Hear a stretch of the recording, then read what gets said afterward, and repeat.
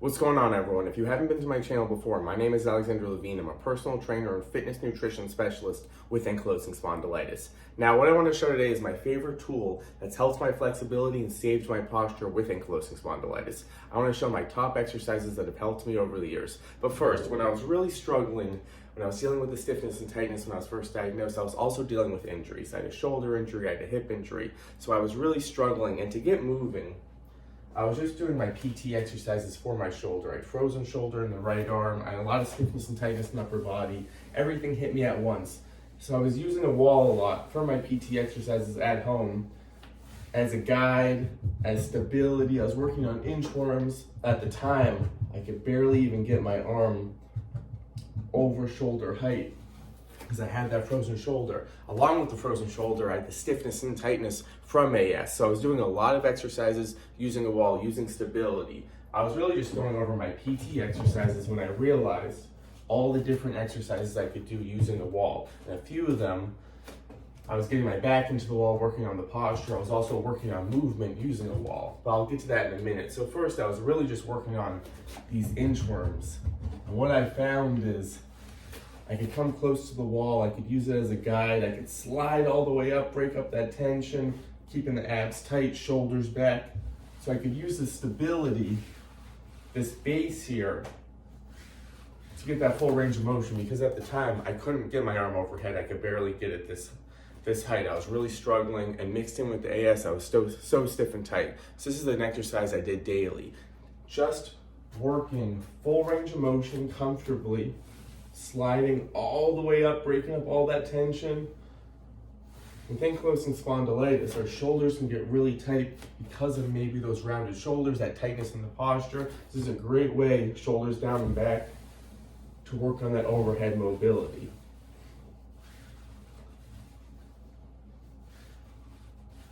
So what I realized is there's so many different stretches and movements I could do just using a wall. Also, I was doing it at home. It was accessible. I could consistently do it daily, something that's so important for ankylosing spondylitis. So let me show you what I did.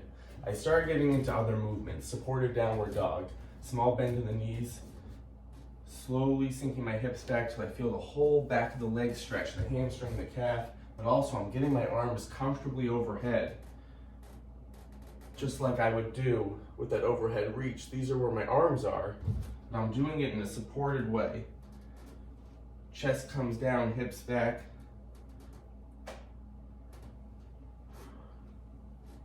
So exercise number 2, supported downward dog. I would do the downward dog on the floor. It was too much in my shoulder when I was dealing with that shoulder injury. I felt the benefits of it, but it was too much. I was too sore. I would start pulling on things. So I started doing this against the wall.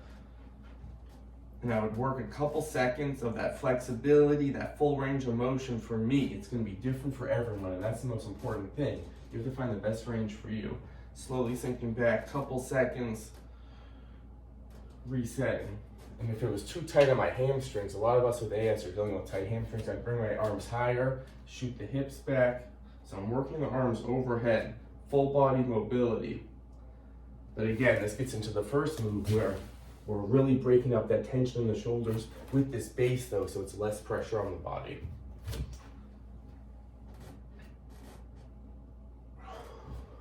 This became a staple of my program.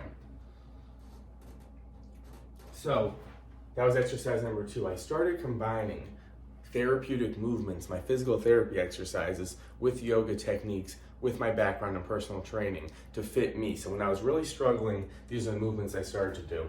Number 3, nice and upright posture. I'm pressing away from the wall. I'm first trying to drill my shoulders down and back, abs tight. I'm gonna comfortably rotate through the chest, trying to engage that upper back, all these postural muscles. And then I'd switch sides here. So I'm keeping my hips forward. I'm not letting my hips rotate. I just wanna break up that posture. Follow the hand with your head if it's comfortable. So exercise number 3, T-spine rotation.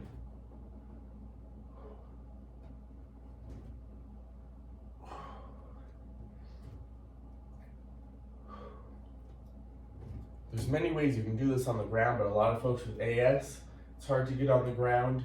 If If you're really struggling with fatigue to get moving in the morning, this is one of my go-to stretches. We can do it upright. We can just ease into it, working on a comfortable range of motion. Exercise number 4, I started using the wall to check on my posture. So my hips came back. I'm trying to get my whole back into the wall. The hardest part's gonna be that low back. So you're tucking your abs in, belly button squeezed in towards the spine, towards the wall, abs tight. Drill that low back in, mid back all the way up. But at first this was so tight, I would just have to work this a couple seconds, then reset. So we want to get a strong core to protect that low back, shoulder blades squeezed together. That's the initial position, and I started, once I felt comfortable, I would drill my whole back in, and I would come into a door frame stretch. This is one of my exercises, my PT exercises for my shoulder that I would always do, but I started tweaking it to fit me over the years. I would go wall slides, elbows and hands as close to the wall as comfortable, but for most of us it's too tight. So I would come off the wall, I would drill my back in, and I had to find a comfortable range of motion where I'm breaking up stiffness and tightness, but it's not too much on the body.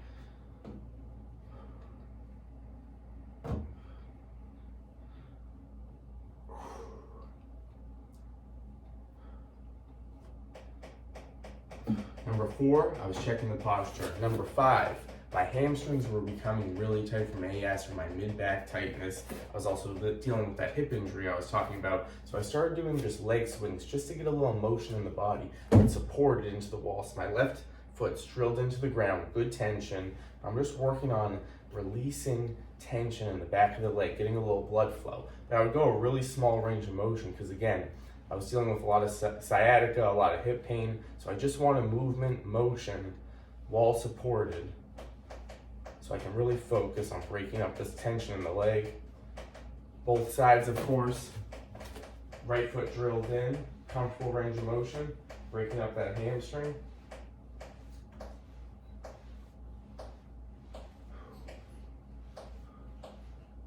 And that was number 5. So this became my foundation. I started putting together movements that fit me, but the most important thing was movements I could consistently do daily. So it wasn't about the long workout that I could do once in a while. I wasn't there yet. When I was first trying to just get moving with ankylosing spondylitis, it was really my physical therapy exercises mixed in with a little bit of yoga, but putting my own touch on it, because the most important thing was finding a comfortable range of motion. So my flexibility and my posture wasn't just about reaching down, stretching, doing the traditional stretches. It was stuff that fit me. I was using the wall a lot because it fit me. I could do it in the morning. It was accessible. I could do it at home. I could keep moving daily in a low impact way. So what I want everyone to do is find your foundational stretches. Those are my top 5 right there. What are things you can repeatedly do to loosen up the body, support the posture, and you can consistently do it over time? That's what I want everyone to do. That's how I got started. It was really simple. It was just using a wall from home. Simple, low impact, keep it moving, keep going.